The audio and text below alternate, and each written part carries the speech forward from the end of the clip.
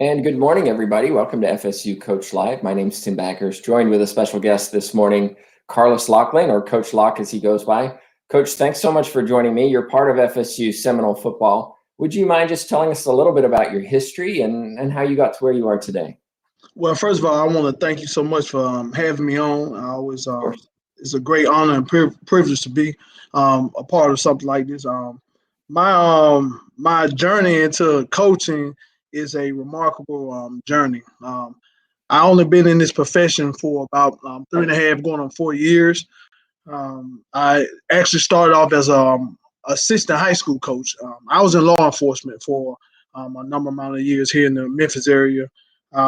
But I have always been a local high school coach, helping the inner city kids, and I did that for 8 years. And I woke up one morning and told my wife that I wanted to um, coach for the rest of my life, something that I wanted to do. What did So she say about that? she was supportive. Me being a former athlete, um, coming through Montgomery, Alabama, on the way to the University of Tennessee, Chattanooga, where I was a 4-year letterman there. Had an opportunity to chase my dream of playing the NFL. Was short lived with me getting hurt. Playing arena football. Football has always been a part of my life. But once I got through, I went in law enforcement, but I was still coaching high school kids. And just woke up one morning and told my wife this is what I was called to do. She supported me. She told me that she believed in me as a coach because coaching pretty much took up a large part of my life, and it was I wasn't getting paid. It was a volunteer thing that I was doing to help kids. So I long story short, I walked over to Memphis after I had got in contact with Josh Storm, who is now our director of strength and conditioning there at Florida State. I got in contact with him via social media, and he invited me over to Memphis, and we sat down and talked for about um, maybe 15, 20 minutes. This was like in February of 2016, and he opened the door and told me that he wanted to help me. He believed in me, and Mhm. I, Wow. I, yeah, and I volunteered in the weight room um, that first year, and just man, this journey has been. I mean, I can write a book on this journey, getting You into may this need profession. to. I can write a book. So it went from that to the next. My second year, I was an offensive analyst. In my third year, um, Coach Novell put me in place as director of high school relations. Now while doing those first 2 years, I was still working a full time job at night in law enforcement, 8 to 10 hours, and showing up to meetings every day there at Memphis. So, Mm. like I said, it was a climb. Now, if you look at that, you're doing a lot of work, right, to get where you want to today. And I know you have goals. We'll talk about those in a little bit. But going back to the fact that you're a full-time law enforcement officer and you're doing all this stuff part-time as a volunteer, that's a lot of work and it's a lot of time. And so how did you juggle life, family, and all these things in the midst of pursuing something that you're very driven towards? Well, when you're passionate about something Mm. and something that you really want to do, you're gonna. That's why I love Mike Norvell, Coach Norvell so much. It's a lot of things that he implemented to his program that I started implementing in my life. Serve, sacrifice, and respect. You're going to um, you're going to make certain sacrifice for things that you want to accomplish. Um, no matter, there's no goal too big, nothing too small. So with that, working at nighttime, I knew what I wanted out of the coaching profession. I knew what I wanted to achieve. So I just set my mind on everything that I was working for, and that's how I was able to get through. It wasn't easy. It was very hard. It wasn't easy, but the reward has been great. And if I had to do it all over again, I would work those 8, 10 hours at night, show up at Memphis every day, sometimes changing my first year, changing the bathrooms. And when I first got my first piece of gear from Memphis, my first shirt, I was so excited. I took care of the things I had because I knew what I was working towards. When Coach Norvell, the first conversation me and him had was he called me over on the field one day. We had just got through beating UCLA, and we was at practice the next week. And he called me over and he said, "Come here." I said, "Yes, sir." He said, "Hey, I love your energy. Keep doing what you're doing." That those simple words right there motivated me to work even harder at everything that I was doing. Just those simple words. He motivated me from that point on, and that has been my driving force. Well, we should mention if you have questions for Coach Locke, put them in the chat box and we'll get them to him. Tell us a little bit about what your role is right now, because most people assume, oh, you're part of a sports, you must be on the field coaching, but there's a lot of coaching opportunities or work opportunities outside of being Coach Norvell, so to speak. What do you actually do? What are your roles and responsibilities?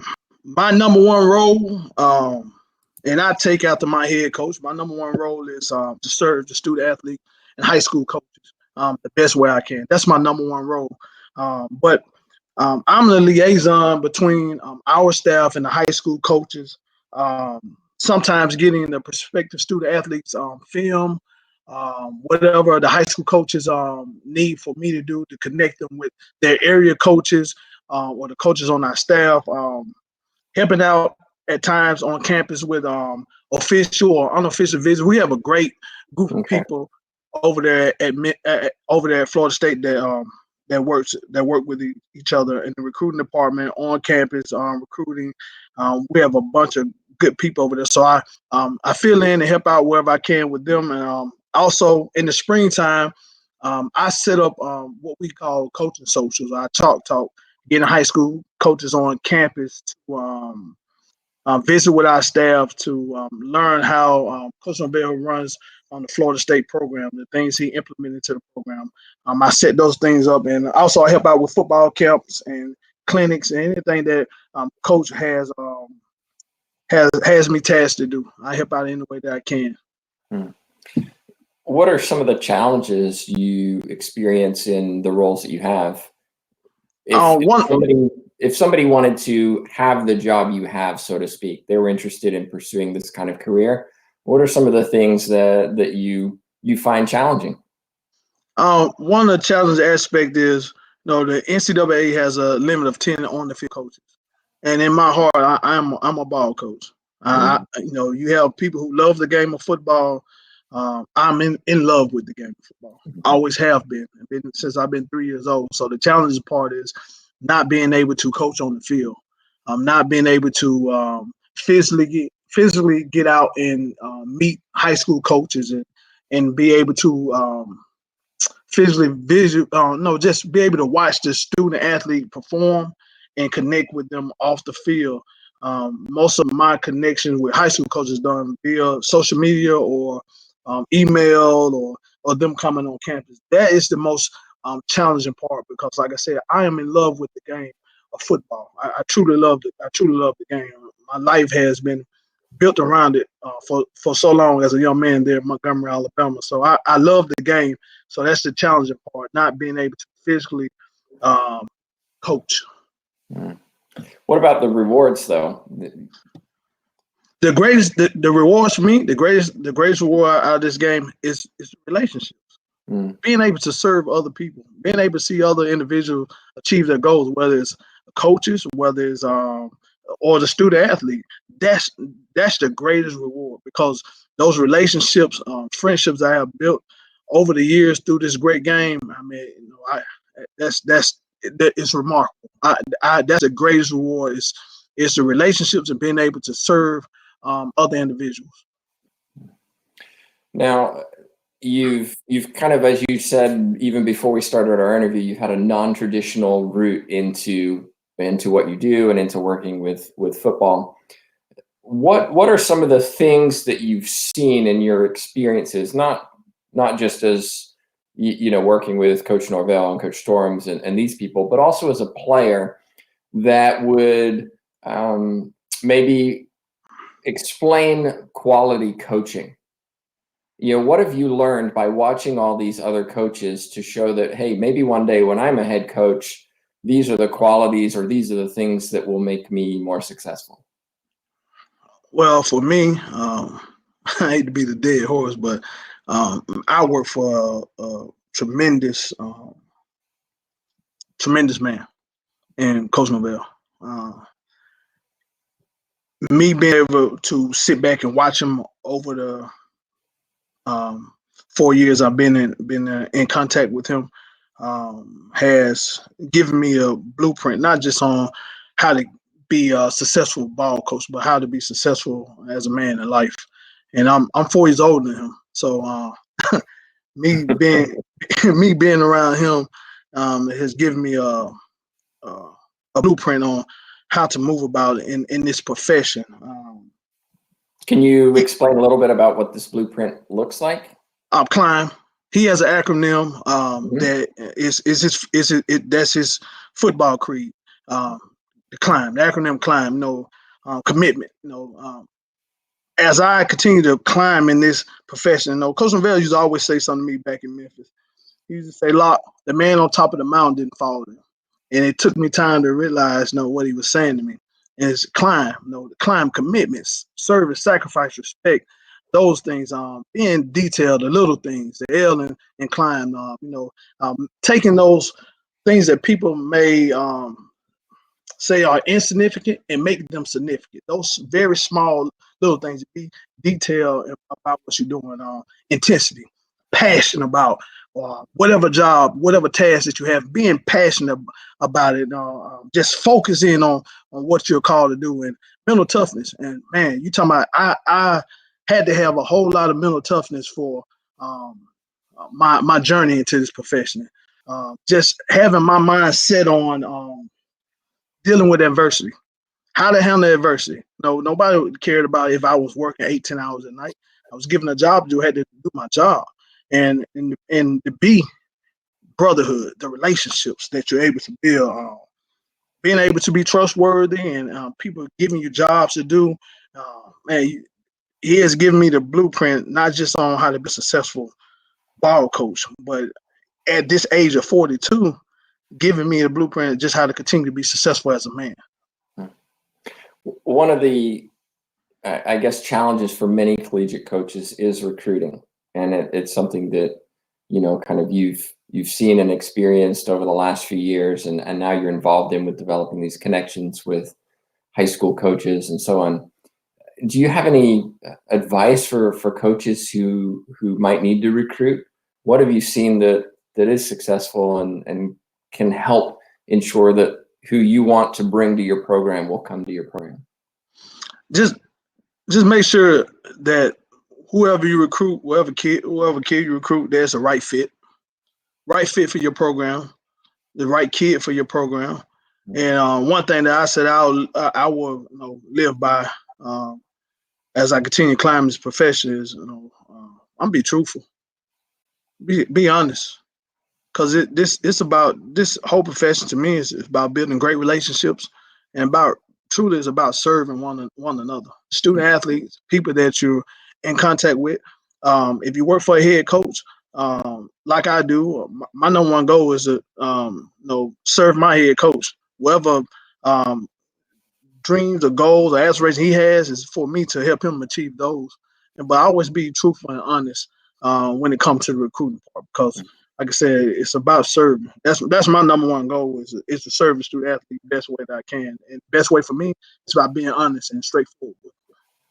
We have a question for you from Tyrone McGriff, who was actually on our show a few weeks ago. You can go back on our YouTube channel and watch that interview. But he says, from an administrative perspective, he's an athletic director. In what ways can administration support coaches more?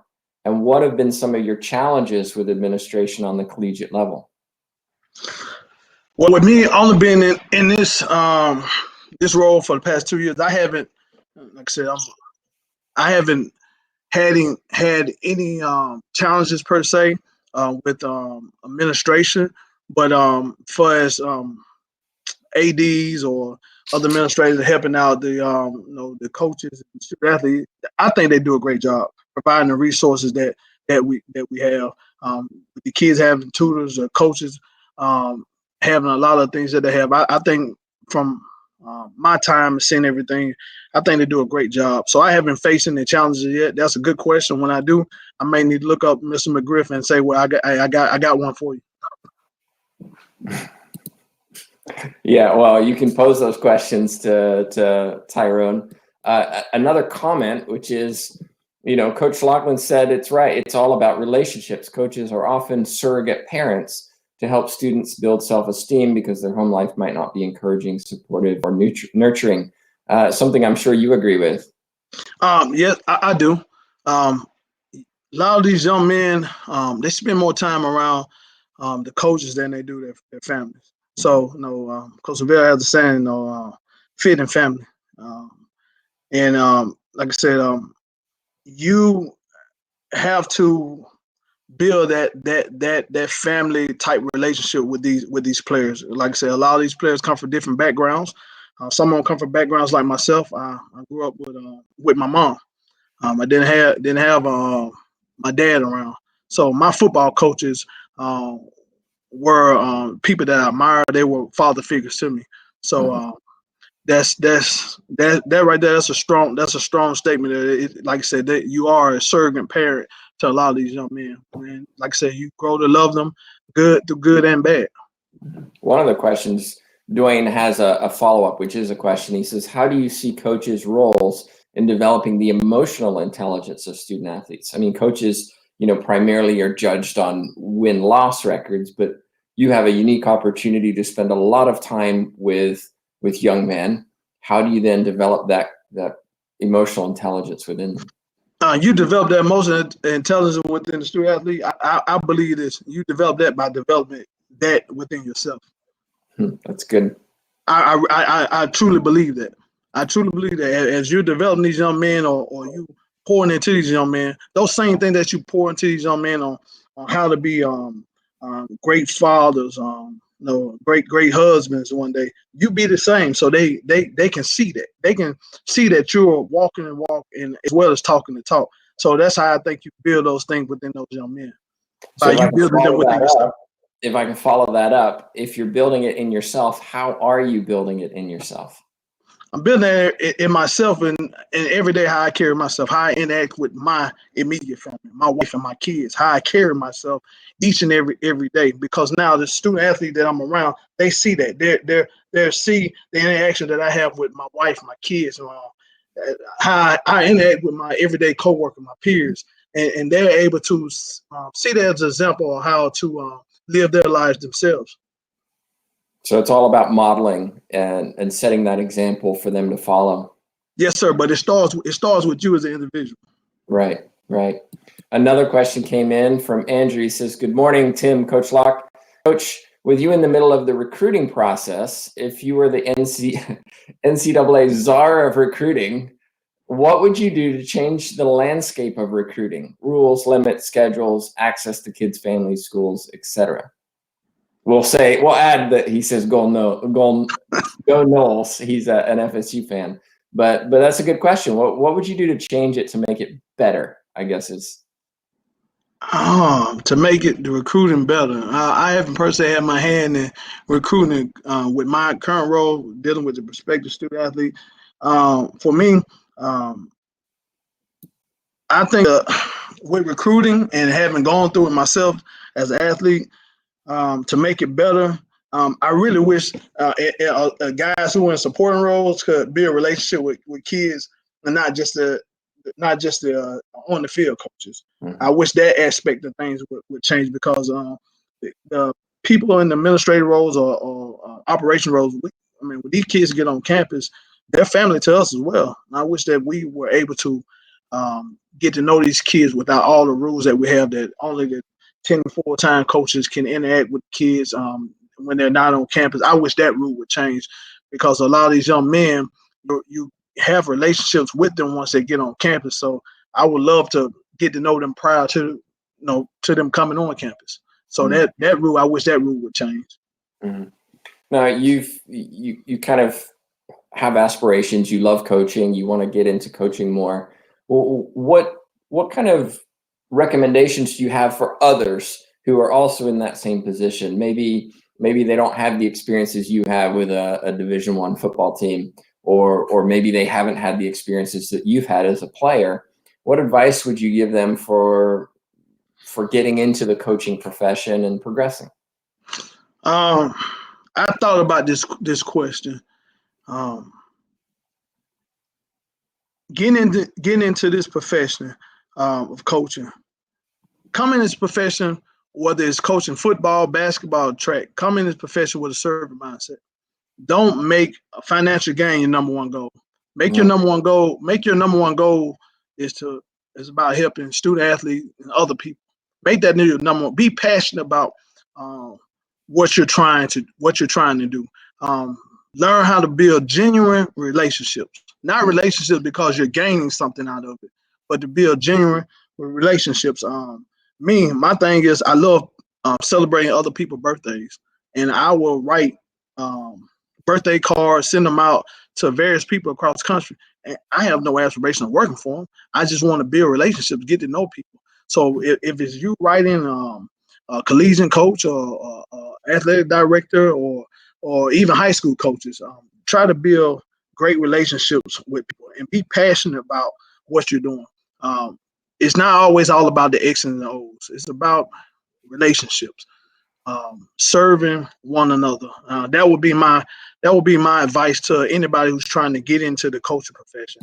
Uh, just have a servant's heart and be passionate about everything that you're trying to do, achieving your goals. Be truly passionate about it. One of the things that struck me as well maybe is be willing to take some risks, because I think a lot of people expect things to maybe be handed to them on a plate, and if I do these things in sequential order, then all of this is going to happen for me. And we all know, even based on your story, it doesn't work like that. You took a chance, went to the University of Memphis, got a meeting with Coach Storms, and 4 years later, here you are doing what you do. But it came from you taking a risk to say, hey, you know what? I'm going to put myself out there with the potential for rejection of, no, we're not interested, or who are you? But you were willing to take that chance. And because of that, here you are today. If you truly believe in something, um, that you're willing to sacrifice. That's why I look at those three words every day when I come into the Morrison. Coach Novell has it posted up. Service, sacrifice, and respect. Are you truly willing to make the ultimate sacrifice? Are you truly putting your ego aside? There's no task too big, no task too small for you to get accomplished. Service, sacrifice, respect. Are you truly passionate about, and you have a true intent about what you want to do? Yes, there is some cases where you may fail at what you're trying to do, but you pick yourself up and you go right back at it. No, like I said, my journey hasn't been easy. It didn't start off that way. If Coach Novell, he tells the story about how him and I became connected. We had this thing in Memphis where the coaches on the sideline would have to alert the offense when it was third down, which we call cash down. And he said he wanted somebody on the sideline to scream out cash down. Well, I took that something that most people would look at as being insignificant, screaming out cash down. I did it faithfully every day, and I made sure I was the loudest person screaming, "What down is it? Cash down." And I still do it to this day. And I will always do it because they always remind me what sacrifices I made, what insignificant thing that I made significant to on my climb. So, like I said, it could be the smallest thing. Be passionate and intent about what you want to do. Well, thank you so much for joining us today and sharing some of your experiences and wisdom. If somebody does want to follow up with you, email the best way to get in touch. It'll be my first initial C, my last name Locklyn at FSU.edu, and I answer all my emails. I check them, and like I said, I made a point of doing that because I was a high school coach once, and you email guys, you never hear back from them. And I told myself once I was able to get in that position that I would do people better than I was done. Well, we do appreciate you coming in. We had one more comment that just kind of came last minute. As a high school athletic administrator, I really wish that student athletes would be able to have contact with you and those in your role prior to coming to campus as well. I appreciate your passion for young people. Go Noles. Man, I get that mixed up all the time. FSU, yellow. You and I are the same. We're new to FSU, and so I heard you almost say Memphis. I say it. I get mixed up all the time as well. But Coach Locke, thanks so much for joining us today, and I hope that people do get in touch with you if they do have questions or comments or want to build those connections as you talked about. Yes, sir. And thank you, Tim, for having me on. And when all this has passed, I look forward to seeing you around campus and getting on campus and building a relationship with you as well. But you're doing a great job. I appreciate you. Thank you. And thanks for watching. Just a reminder, tomorrow we got a very interesting guest coming up. Nick Winkleman will be calling in from Ireland. He's the head of athletic performance and science with the Irish Rugby Football Union. One of the things that he's well known for is his ability to teach coaching. How do you actually communicate with athletes to get them to do a technique effectively? And he's written a book about that. Very interesting guy, very interesting topic. So I hope you join us at 10 a.m. tomorrow, not 11 a.m., because we've got to be mindful of his time zone as well. But on behalf of myself and, of course, Coach Locke, thanks so much for watching.